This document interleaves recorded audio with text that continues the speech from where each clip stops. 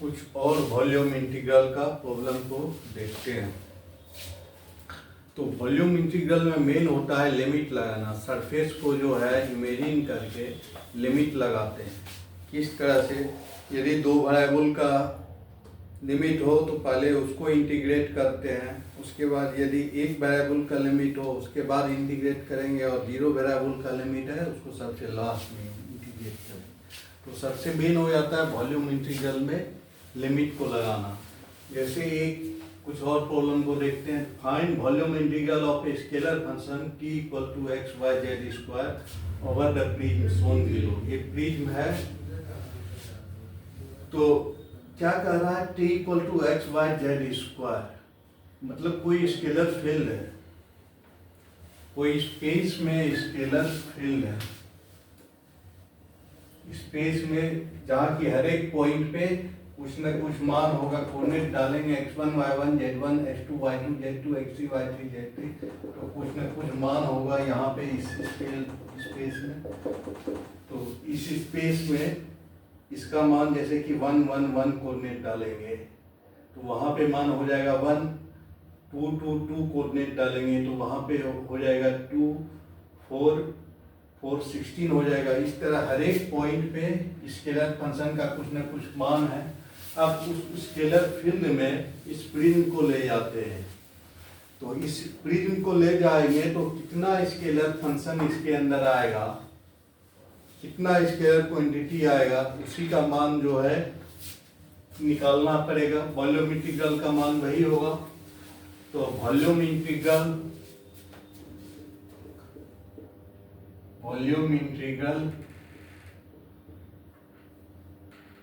ये प्रिज्म में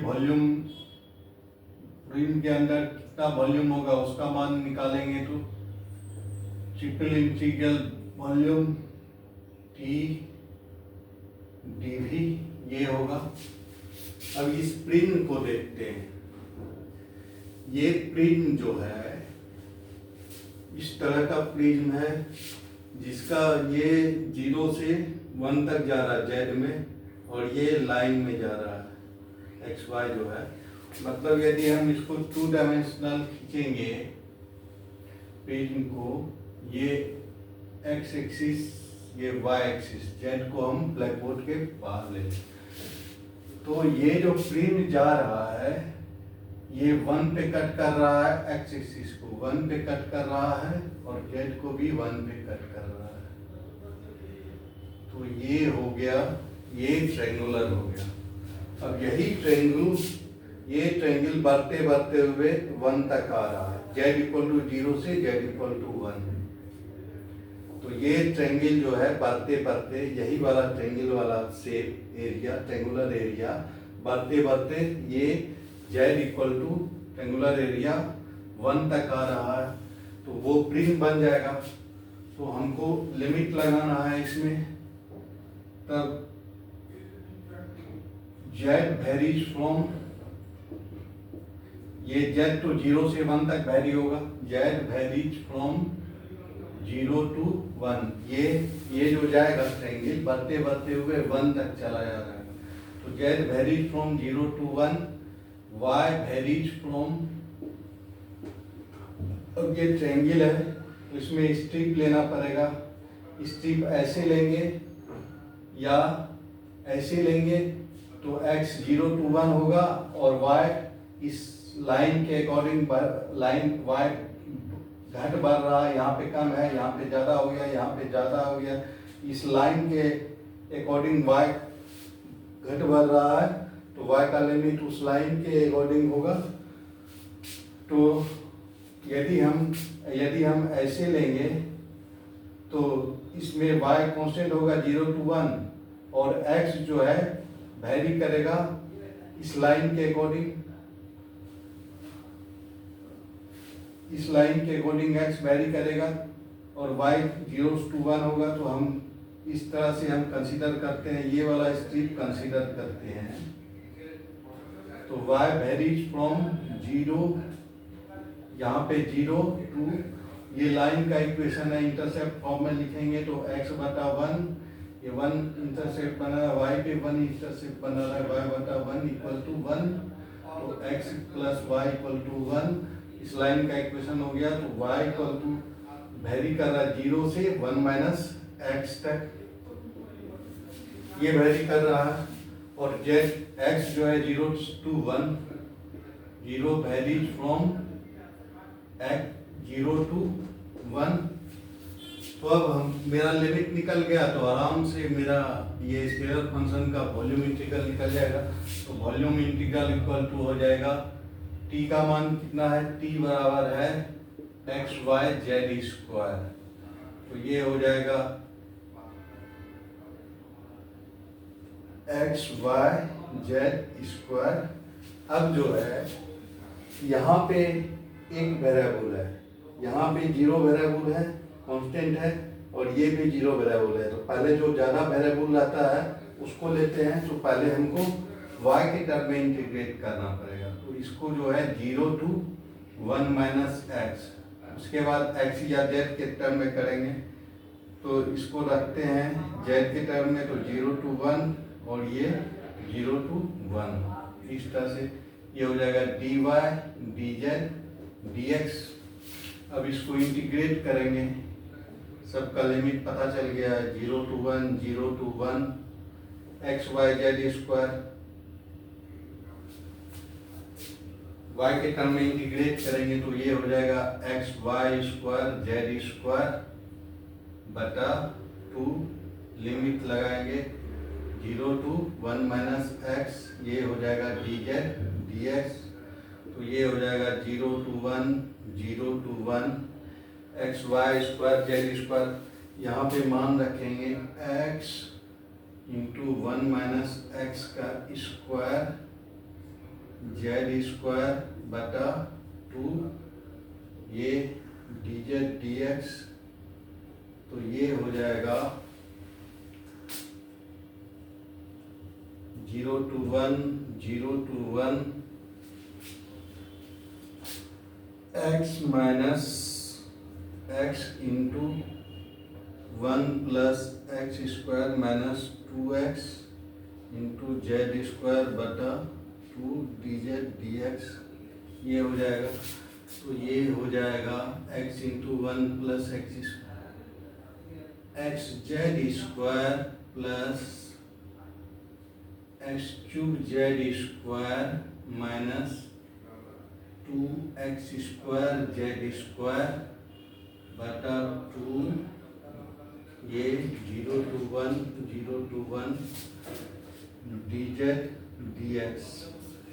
अब डी जेड के रिस्पेक्ट में इंटीग्रेट करेंगे तो ये हो जाएगा 0 to 1 x x Z cube by 3, 6 हो जाएगा plus x cube Z cube by 6, और ये हो जाएगा minus 2x square Z cube by 3, ये हो जाएगा, लिमिट डाल देंगे 0 to 1, ये dx। तो ये हो जाएगा 0 to 1, जेड का मान 1 रखेंगे तो ये हो जाएगा x by 6 plus x cube by 6 minus 2x square by 3 dx। अब इसको इंटीग्रेट करेंगे तो मिटा देते हैं।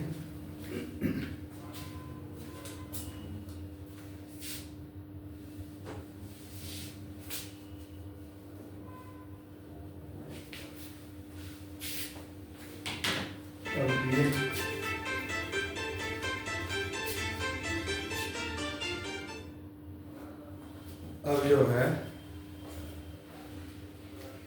dx के रिस्पेक्ट पे इंटीग्रेट करेंगे तो ये हो जाएगा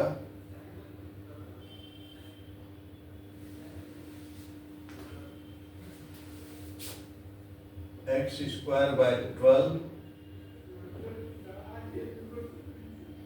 plus x 4 by 24 minus 2x³ by 9 0 to 1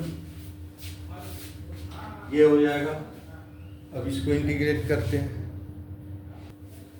तो इसका मान हो जाएगा 1/12 प्लस 1/24 माइनस 1/9 ये हो जाएगा।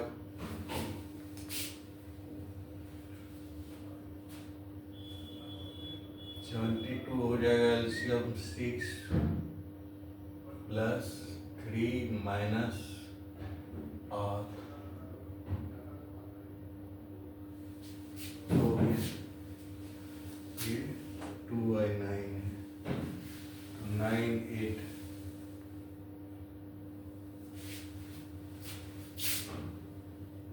ये हो जाएगा 9 प्लस 8 तो इसका मान हो जाएगा 9 इंटू 8 9 माइनस 16 माइनस 7/72। इस तरह से हम इसका वॉल्यूम इंटीग्रल का मान निकाल लिए। अब दूसरा देखते हैं।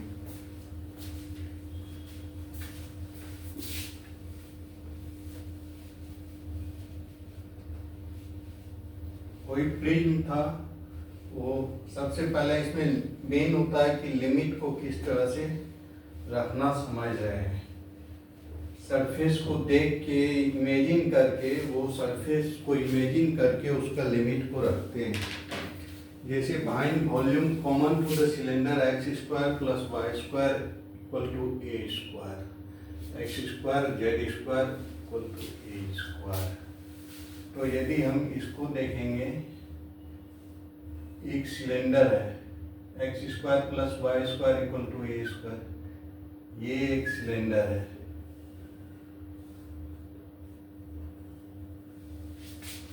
और दूसरा जो है xz प्लेन में है।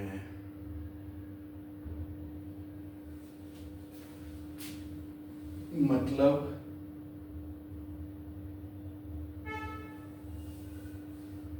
ये एक सिलेंडर है,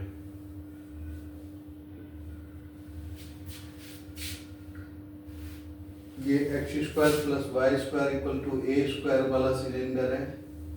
और ये x² प्लस z² ये सिलेंडर है, x² plus z² equal to a² वाला।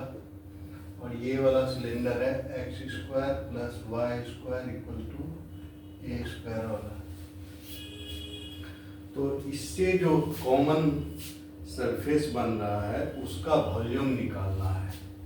ये कट कर रहा है, ये दोनों सिलेंडर जो कट कर रहा है क्रॉस करने में, तो ये जो कॉमन वॉल्यूम बन रहा है उसका मान निकालना है।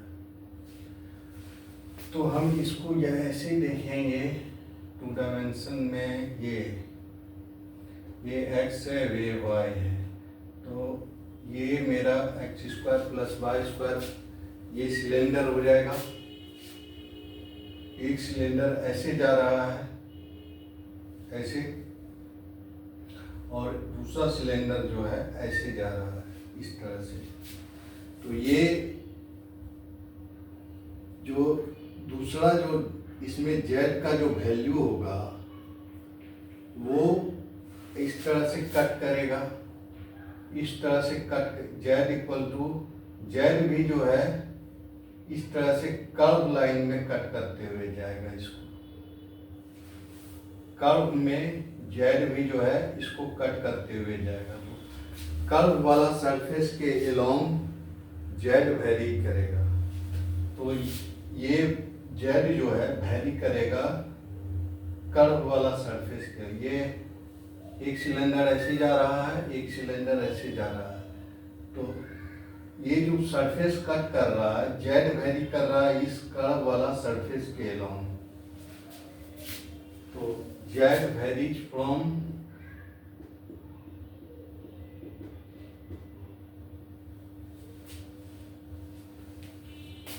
x² plus z² equal to a² है। तो z इक्वल टू हो जाएगा plus minus √/a²। Minus x square.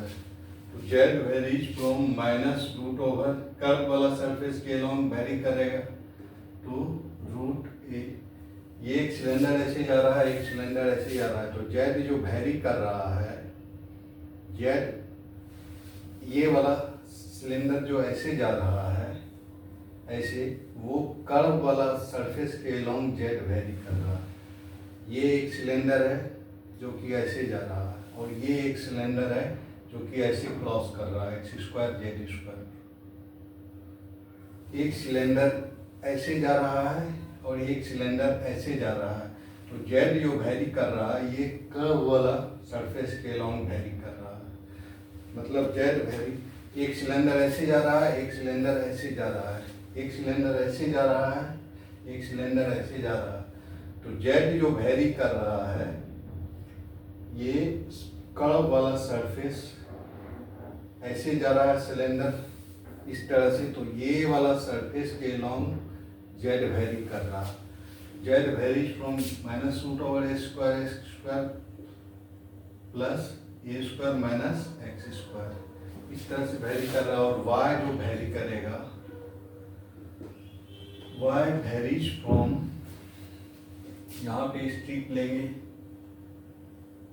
X तो जो है वेरी करेगा माइनस ए से लेके प्लस ए, इसको ये ऐसा स्ट्रिप लेते हैं, इस तरह का ये स्ट्रिप लेते हैं, तो एक्स जो है माइनस ए से लेके ए तक वेरी करेगा, और वाई जो है इस कर्व सरफेस के अलोंग वेरी करेगा।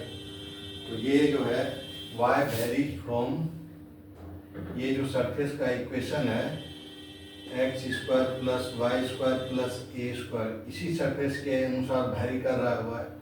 तो y equal to plus minus root over a square minus x square, तो y वेरीज कर रहा है minus root over a square minus x square to root over a square minus x square. y भी vary कर रहा है उस तरह से।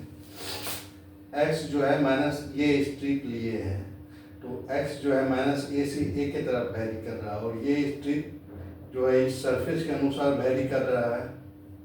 तो ये स्ट्रिप में ये minus A minus root over a square minus x square है यहाँ पे कोऑर्डिनेट, और यहाँ पे जो है root over a square minus x square है, तो यहाँ से लेके यहाँ तक वेरी कर रहा है वाई।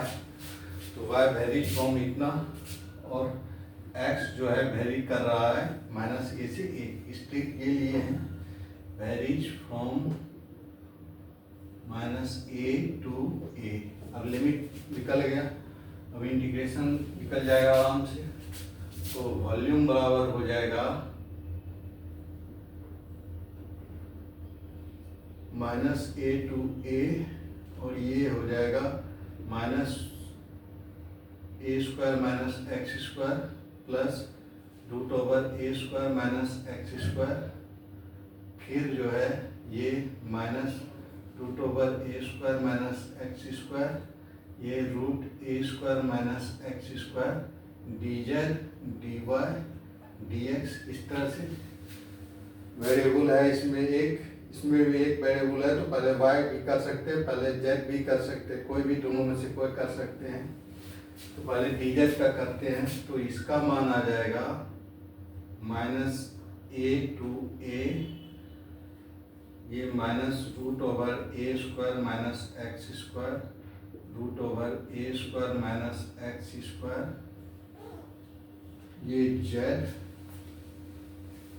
लिमिट लगा देंगे, जेड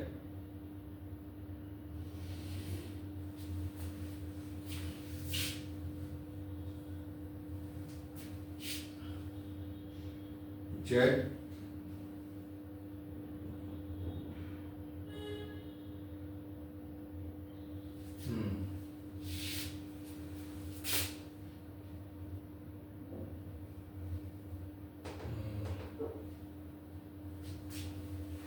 ये बराबर है minus a to a minus root over a square minus x square root a square minus x square root over a square minus x square minus root over a square minus x square 1 d z d y d x इसके बराबर है। अब function F x का मान जो है 1 है, तो एफ मान 1 है, मतलब इसको लिख सकते हैं 1 प्लस 0x, तो एफ माइनस एक्स बराबर भी होगा 1 ही। ये 1 प्लस 0 माइनस एक्स रखेंगे 1, मतलब f x equal to minus f x है। एफ एक्स इक्वल टू, ये इवन फंक्शन है, f x equal to f minus x है। तो इंटीग्रेशन का मान ये दुगना हो जाएगा, इधर आ जाएगा दुगना, लिमिट जो है वो रह जाएगा, ये इंटीग्रेशन का मान दुगना हो जाएगा। ये यदि एफ एक्स लिमिट -1 to 1 रहता है या -a to a रहता है, एफ एक्स डी एक्स, यदि एफ एक्स बराबर माइनस एफ माइनस एक्स हो तो इसका मान हो जाता है 0 to a to F x D x, ये हो जाता है। यदि इवन फंक्शन है इसलिए इसका मान ये हो जाएगा, तो यहाँ से ये हो जाएगा -a to a root over a square minus x square, ये इसका मान 2 हो जाएगा, तो ये हो जाएगा √a square minus x square 2 into ये 0 to root over a square minus x square d z d y d x. अब इसको इधर करते हैं,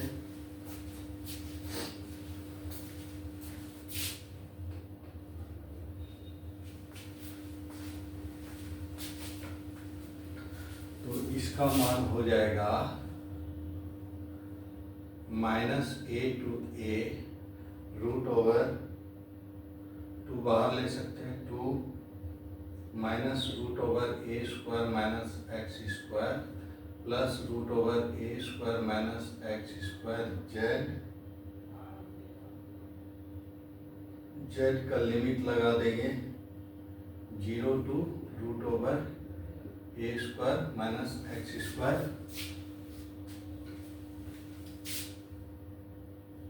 और ये डी वाई डी एक्स, ये हो जाएगा।